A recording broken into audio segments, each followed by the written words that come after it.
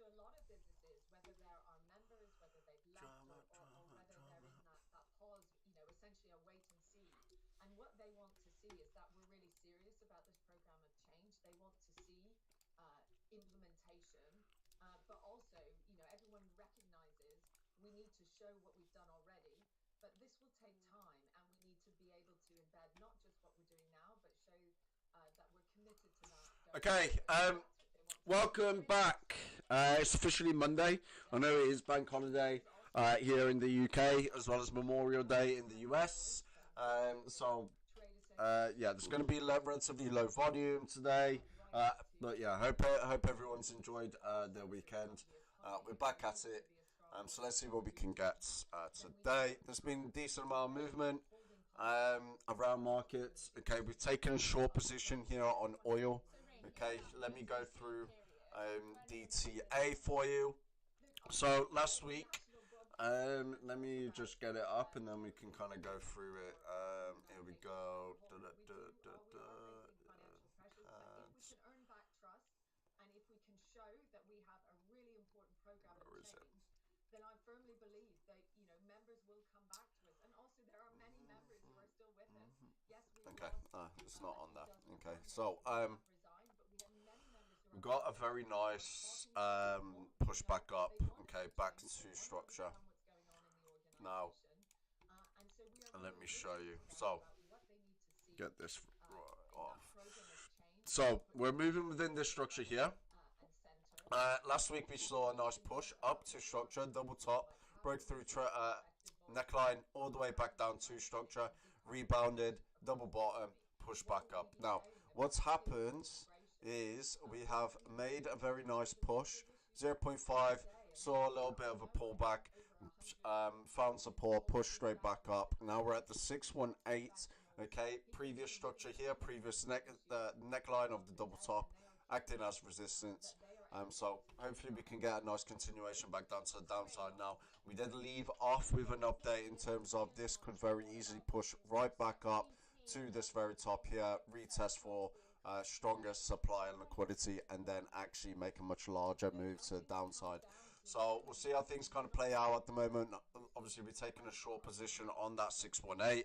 It's looking pretty good. We do just need to get through and break out of lower time frame structure, as you can see here. So we're going to move potentially within a little range. Hopefully, we can get beneath this structure here. If so, we're all good to continue back down. Okay. We almost got a head and shoulders here as well. So see how things materialize. They're looking pretty sweet right now. But yeah, got some nice structure to play off. Okay, so that's the one that we've taken this morning. We've not really had a look at any effects right now. We will have a look throughout this stream. So please bear with me. Those that are just joining us, feel free to message us in the chat section NTA that you want us to go over. More than happy to do so. Bitcoin. So we sent an update yesterday. It was at this area here, so at the back towards the top of the range, or the 4-hour range, right? So this range here. Okay, we broke out to the bottom and pushed straight back up and past it. Now we're at that trend line. Okay, let me just show you. So we're at this trend line here, tap for liquidity. We're seeing a little bit of red here. Okay, nice amount of supply that came in on that, in all fairness. So we're making a move back down, quite bearish structure. So we'll see how far down it can go. Still relatively weak. So maybe find some support here or even here. Come down, start again, and then actually maybe go for that break. We've got some pretty big news to come out this week. Obviously, it's the end of the month. It's Labour Week, so we get JOLTS data, initial jobless claims, we get ADP, and we get non-farm payrolls. We do also get EU CPI this week, okay? So we got a decent amount of data to get through, and hopefully we get some more talks on the US debt ceiling, okay, which is kind of the big looming news around markets is that US debt ceiling? When's the actual end date? How much more time has the US got to come to a decision? So yeah, we'll keep a close eye on things because that's really what's moving markets right now. But resistance, we're at that trend line. We're pulling back a little bit here, so we'll see how things kind of react a little bit lower down. If we manage to start building up on the bottom, start accumulating again, then we'll look for a long entry on Bitcoin for a breakout of that trend line finally, and a continuation towards 32k roughly. It's looking pretty good for that. Okay, so we got a bit of structure to play to. But yeah, I mean, guys, there's a lot of bearish news around the markets, especially towards crypto, right? Um, the sellers have had multiple chances to make that move to the downside, and they're not really doing so. We're not getting much sell side. We're not getting strong breaks of support. It's relatively weak. Um, so yeah, the Bulls have taken control again. Okay, um, unless there is something massive that comes out that's really bearish and really does move markets, we're just going to continue to push back up. Okay, the shorters have had more than enough time to actually make that move to the downside, a stronger move to the downside, shall I say, and they've not really done it. Okay, so if we start breaking and pushing towards up here, we could be easily looking at 32k, um, potentially even higher. Okay, but I mean we've been sustaining a very low period of volume, extremely low period of volume, not a whole load going on, not a lot of opportunities hitting the board. So we shall see.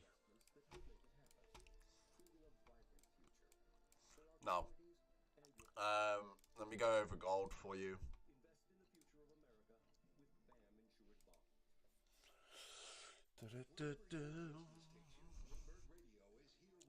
Okay. Okay, so gold coming very much off its all-time highs, right? Double top, retested, another double top, and we just continue to push all the way back down. We're at trend line. We're at a decent area of structure and support. Seeing a little bit of bearish price action, so we could actually make that break. So do need to bear that in mind. Looks like a little bit of supply is coming in on here. On the latest edition of the Tape Podcast, a conversation with Ira Jersey of Bloomberg Intelligence. When they did something similar to this with sequestration back in 2011, it did have the effect of limiting budget deficits, right? Just Alright, I'm going to take a short position here. somewhat preserve. Seeing a decent amount of supply coming in, so I think it's that in a way that let's kind of the Goldilocks scenario take it. for budgetary hawks, right? People who want to make sure that the debt doesn't continue to increase at such a rapid pace. But making it a 2-year deal also limits some of that, some of the angst that might occur around some of those bigger chunks of the pie. But like Mike said, things like Social Security spending, for example, that's one of the big things that is really driving some of the debt limit angst that we have right now. Yeah, make that break of that trend line come much lower. Net debt of $64 billion that matures next. Where can we get to? Like, well, how are they issuing net debt of $64 billion? Well, This is looking likely. $60 billion of non-marketable debt is coming out of the Social Security Trust Fund to pay, effectively to pay the Social Security payments that are due that day. So that debt is going down, but at the same time, the government doesn't have any cash in order to pay. So that's why the public debt has to be increased. So it's not that the government has more, a bigger pot of extraordinary measures to use. It's just basically taking from one hand, giving to the other. But that gets bigger and bigger as time goes on. So deficits are still going to be positive, right? You're still not going to have a balanced budget, but it does slow the growth of the debt over time. Hear the full conversation on the latest edition of the Tape Podcast. Subscribe on Apple, Spotify, and anywhere else you get your podcasts. Plus, listen anytime on the Bloomberg Business app and Bloomberg.com. Live in London on DAB Digital Radio. The Bloomberg Bloomberg 99.1 in Washington, Bloomberg 106.1 Boston, Bloomberg 960 San Francisco, the Bloomberg Business app, and Bloomberg.com. This is Bloomberg Daybreak Europe. Welcome back to the programme and a very good morning. I'm Caroline Hepker. And I'm Lizzie Burden. Now, let's have a look at one of our top interviews from the Qatar Economic Forum in Doha. It attracted thousands of global leaders. Our anchors were there. Qatar's Finance Minister Ali Al-Kawari spoke to Bloomberg's Manus Cranney about the outlook for Qatar's economy, but also for QIA's stake in Credit Suisse and the country's... Got a little bit of structure here. Got some structure to get through, but overall, does look pretty weak. Does look like we got a head and shoulders there. So let's see what we can get. Expectation from the World Bank, for example, 3.3%, which is still very good. Very healthy.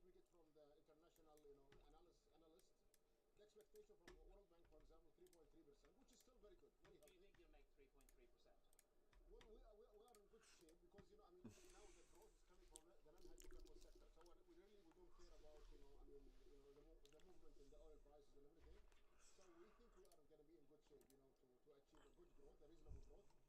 Inflation is under control. Last month we did 3.6%. Inflation is down. The whole year, last year, less than 5%. So this is a very beautiful story. We just announced our first quarter, fiscal numbers.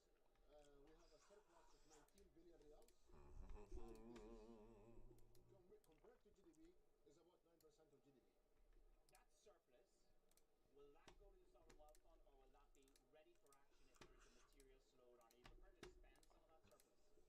We have a disciplined fiscal policy framework, which decides how we deal with the surplus and the deficit as well. So the surplus is divided between paying debt, enhancing the central bank reserves, as well as, enhancing the capital Qatar investment authority. Can we put your QIA hat on for a moment? Obviously, the Credit Suisse asset that Yeah, looks like these are the two picks. We're gonna see if we can get something out of commodities. Let it load up. The UK and the US are on holiday, so not expecting huge amounts of volume, but we'll still have some movers in the market, so we'll see what we can get. It's likely to just be a very muted market, but we shall still go ahead with things. The Credit Suisse actions, everything, we have some opinions about it, and we think yes, we appreciate, what the Swiss government was doing to safeguard, the financial system and a big bank. But I think there are certain actions maybe was not really, thought about, properly, especially,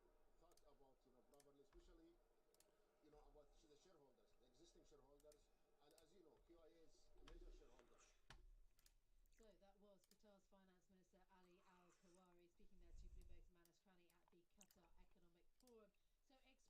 Bloomberg's Manus Cranney at the Qatar Economic Forum. So expressing some concerns, some dissatisfaction at how the Credit Suisse shareholders were dealt. And of course, QIA was a significant shareholder. So, perhaps saying that may not have been thought about enough. Great. Well, stay with us on Bloomberg Daybreak Europe. We're going to be bringing you big interviews with the CEO of Klarna, also with the another interview from the Qatar Economic Forum, the CEO of Accor, Sebastian Bazar, and finally an interview with the UK Trade and Business Secretary Kenny Badenoch. All that to come. Stay with us here on Bloomberg Radio.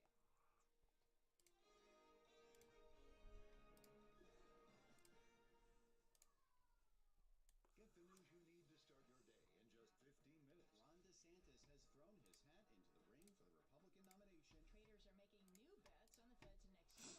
Wake up with Bloomberg Daybreak, U.S. edition. Russia launched cruise missiles at Ukraine's capital. Couple of NBA playoff thrillers. Available now on your podcast feed. Each weekday morning at 6 a.m. Eastern.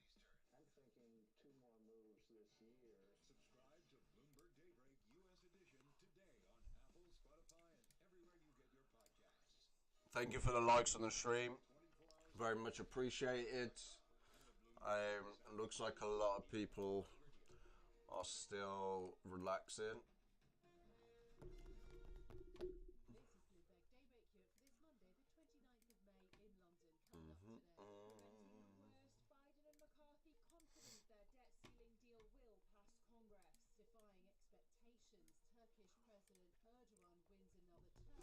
yeah, we'll see whether we can get a nice continuation to the downside here on oil.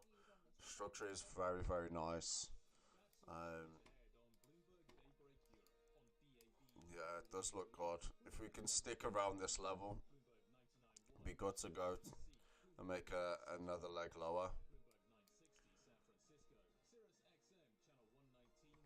Yeah. Good morning from London. I'm Caroline Hetfield.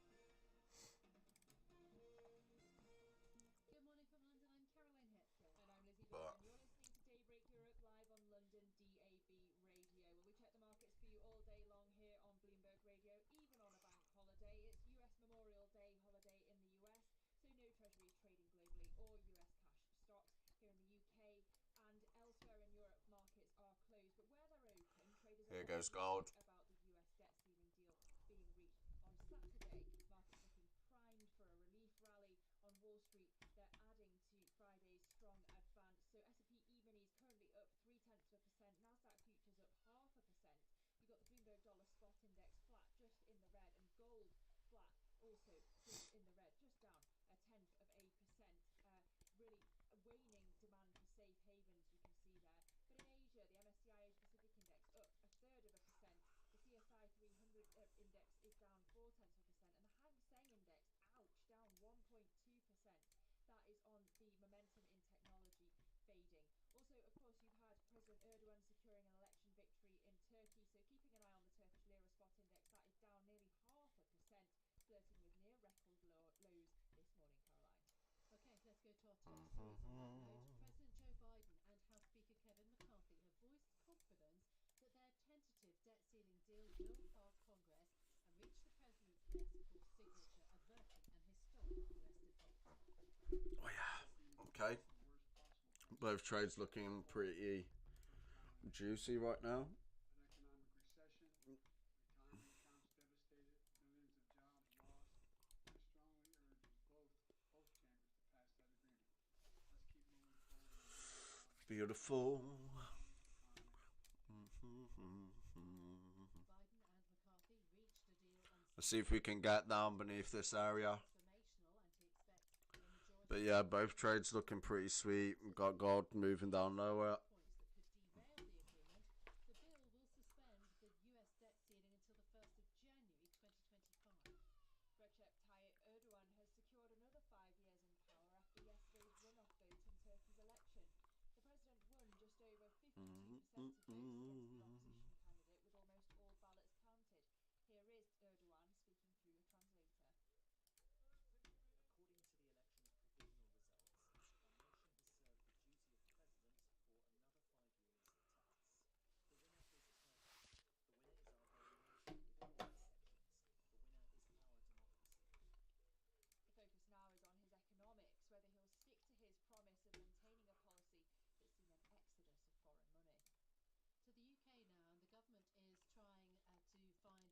voluntarily limit prices on basic food items like bread and milk to help tackle inflation. Prime Minister Rishi Sunak has made reducing consumer price rises a centrepiece of government policy and has pledged to get inflation to 5% by the end of the year. The UK inflation rate has come in hotter than forecast for 3 months in a row. And Nvidia's CEO Jensen Huang has unveiled a new batch of products and services tied to artificial We are smashing it. capitalize on a frenzy that made his company the world's most valuable chip maker. These announcements underscore Nvidia's shift from computer graphics chips to a company at the center of the AI boom. Here is the CEO and co-founder of Nvidia talking about AI. A little bit of structure to get through. Same thing over here. Making a nice move down on gold, which is beautiful to see. Is the new computer industry. Software is no longer programmed just by computer engineers. Software is programmed by computer engineers working with AI supercomputers. These AI supercomputers are a new type of factory. In the future, every single major company will also have AI factories. And you will build and produce your company's intelligence.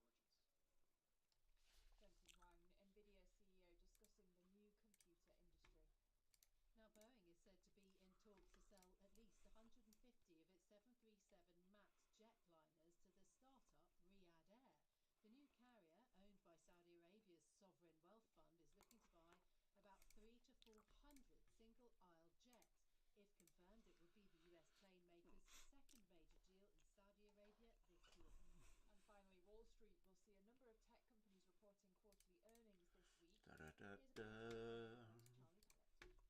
those tech names, God's looking very, very nice indeed. VMware, and HP. It comes amid what many are calling better than feared. See if we can get a nice break. Mahajan is senior investment strategist at Edward Jones. Although earnings growth this past quarter did Nearly 300 pips up.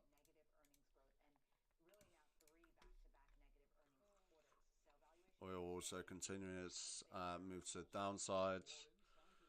Very, very nice. With reports from Lululemon Athletica and Dollar General. In New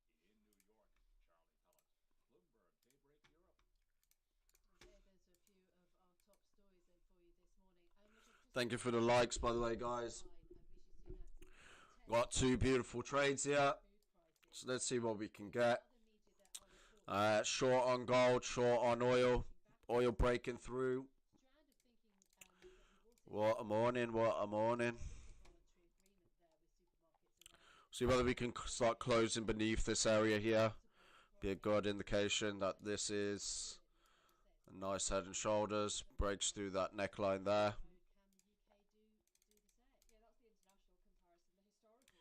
Yeah, we are looking good. Get over though to the US and talk about this debt deal that was agreed over the weekend. It is a tentative agreement, but it's got to get through the toughest stage, which is having the agreement of US lawmakers. Joining us now live this morning is Bruce Einhorn, our global business reporter. Bruce, thank you so much for your time. What are the most important things then out of this agreement? Simply that it was done? Well, that's significant, yes, that it is done. It isn't done completely. Of course, it has to get approved by the House and the Senate. But the fact that they did reach a deal is something that wasn't a foregone conclusion a week ago. Also, the fact that this deal includes suspending the debt ceiling until January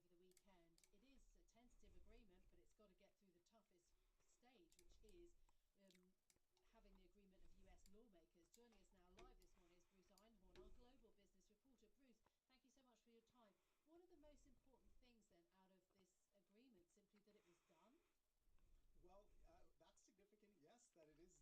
caps discretionary spending, domestic discretionary spending, and has a increase of about 3% for defense spending.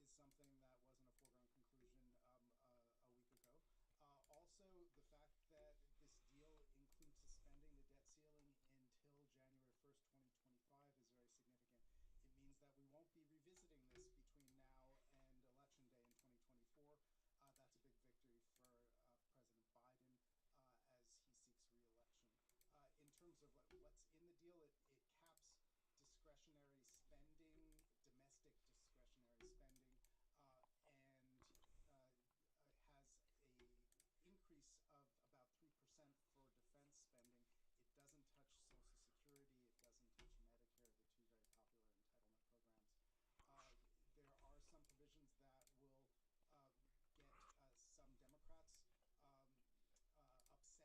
had hoped, for instance,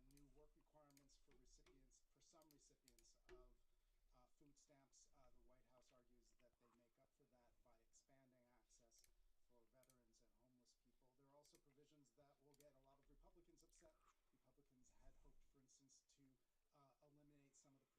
last year. That didn't happen. The Republicans wanted to get rid of the big increase in funding to the IRS. That didn't happen. There was some reduction. So far, so good. Setting some nice structure to continue back down. Reductions in spending overall, which they didn't get. So there, the Republican negotiators. Whoever just followed, thank you very much for the follow. Very much appreciate it. Just a heads up, we're going to be limiting the amount of live streams here on TradingView this week. So bear that in mind. Not all live streams will be on here. Already expressed dismay about the deal.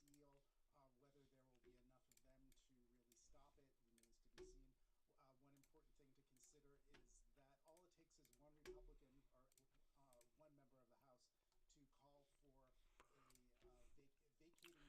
Yeah, things are going to be moving relatively slow. There isn't going to be too much volume today. But we shall see what we can get. If there are enough Republicans who are opposed to the deal, they could call for vacating the chair, and then the question would be whether there would be enough Democrats who would come to McCarthy's rescue.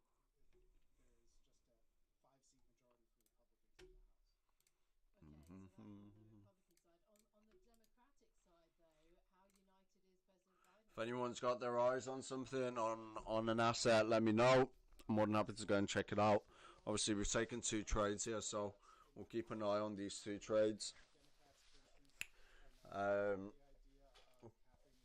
we can start searching for some new ones after these are closed. They're pretty good entries, pretty good structure to play off. So I'm happy with taking them.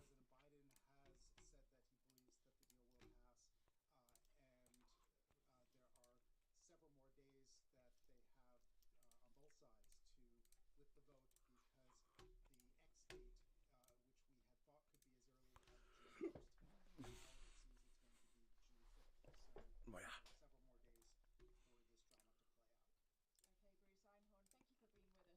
there is a vote now expected on the 31st, which is Wednesday. The 1st is Thursday. The 5th, I mean, there are a few days, but it is barely a few days. The 5th of June, of course, is Monday. So that on the debt ceiling. Let's also bring you, though, one of our key interviews this morning to FinTech. 2023 is expected to be a real litmus test. You alright, Serge? Good morning. Good day, good week. Let's get it. Yes, sir. Klarna has been under pressure as consumers have pulled back on discretionary spending. And indeed, the whole BNPL industry is under regulatory scrutiny, with Klarna announcing a new Should have a good week. Last week was absolutely amazing. Whole load of profit, left, right, and centre. So let's see if we can build up on last week. But yeah, last week was a bit of an insane week for trades.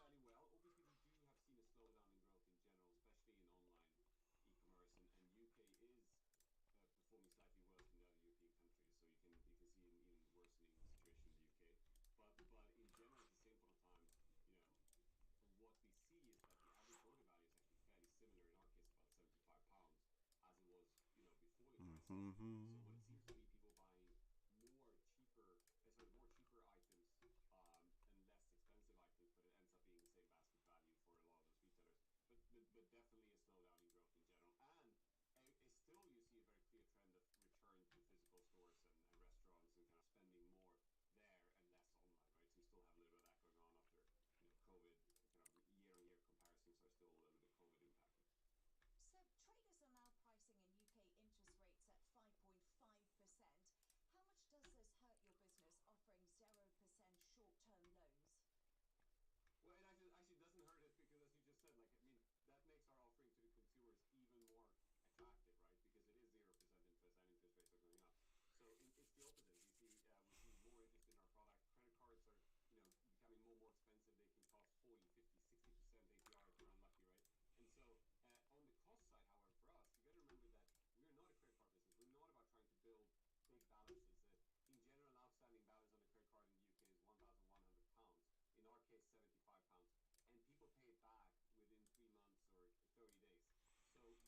the danger in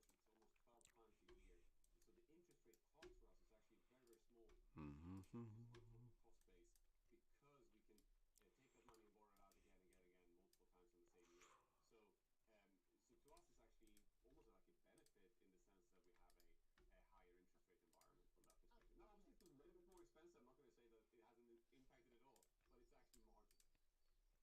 you've got a lot of headlines around it in the last 24 hours or so. So you're providing the option for your customers to opt out of the buy now, pay later tool that you have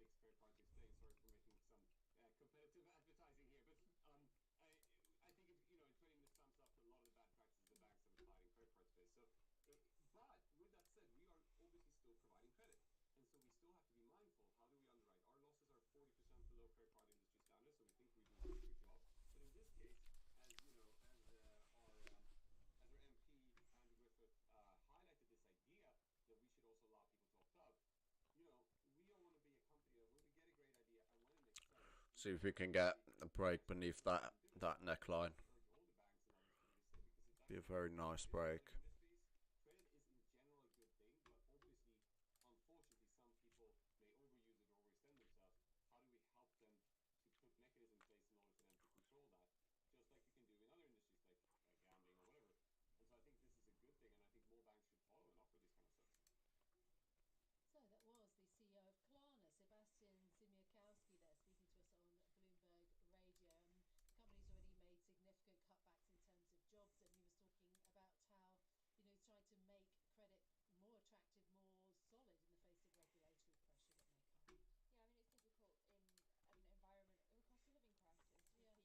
is a good thing, and I think more banks should follow and offer this kind of stuff. So that was the CEO of Klarna, Sebastian Simiakowski, there speaking to us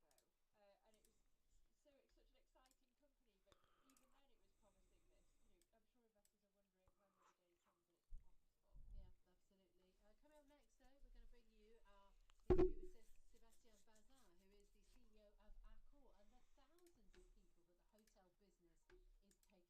already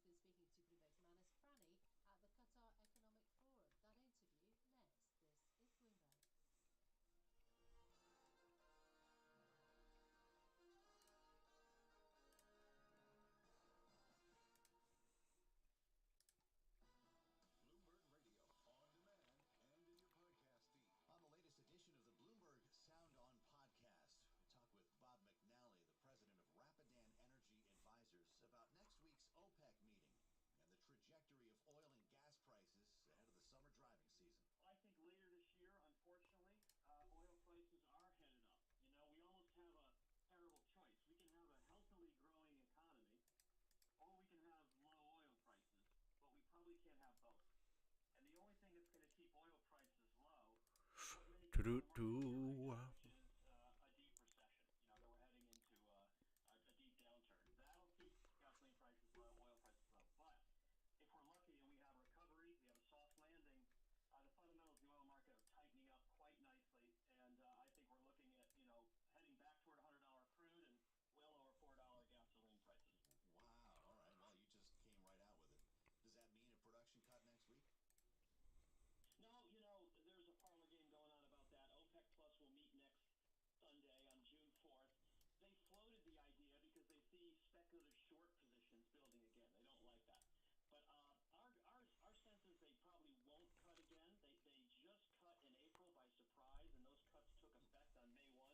So we think they're probably going to wait and see on how those cuts develop. Wouldn't rule it out. Can't rule it out. It'll be a close. We're holding. Than not, they'll take a pass.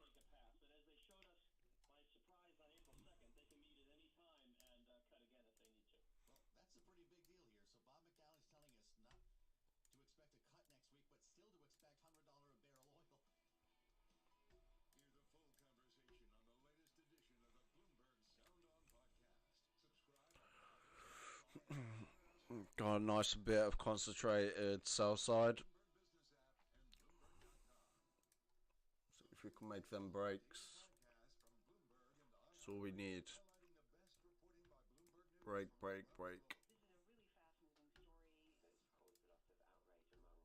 This is a really fast-moving story. It's caused a lot of outrage among investors. It will really set the economy on a road to disaster. Bitcoin. What's happening? Still a little bit more room to come down.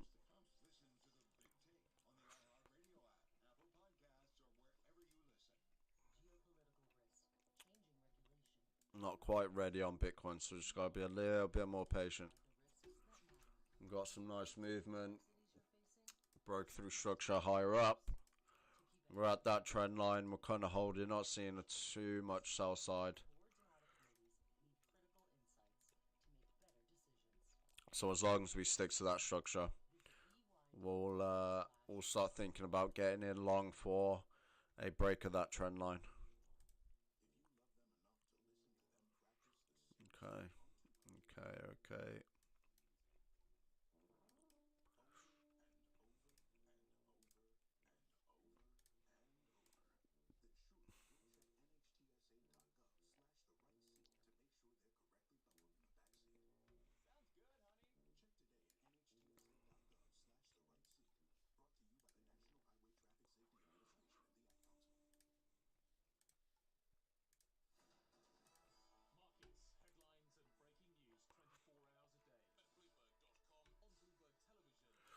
Yeah, it's very, very slow movement. Obviously, as kind of expected, but got some nice entries. It is 9:21 a.m. in the city of London. Welcome to Bloomberg Daybreak Europe.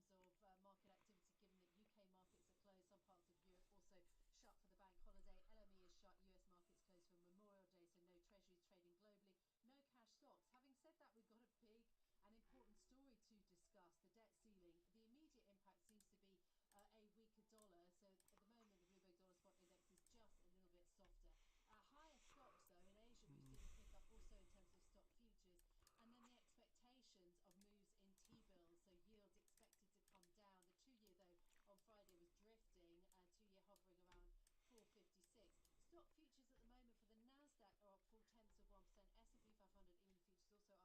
activity, given that UK markets are closed. Some parts of Europe also shut for the bank holiday. LME is shut. US markets closed for Memorial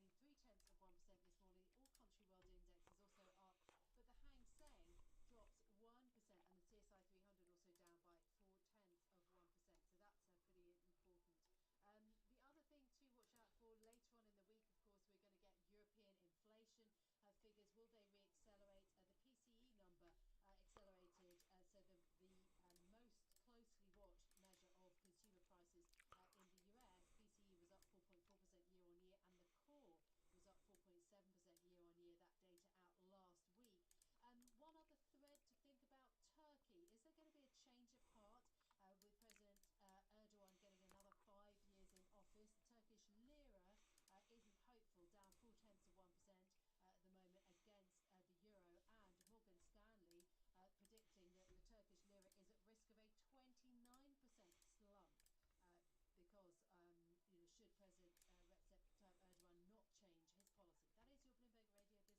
Bloomberg Radio Business Flash and a look at the markets,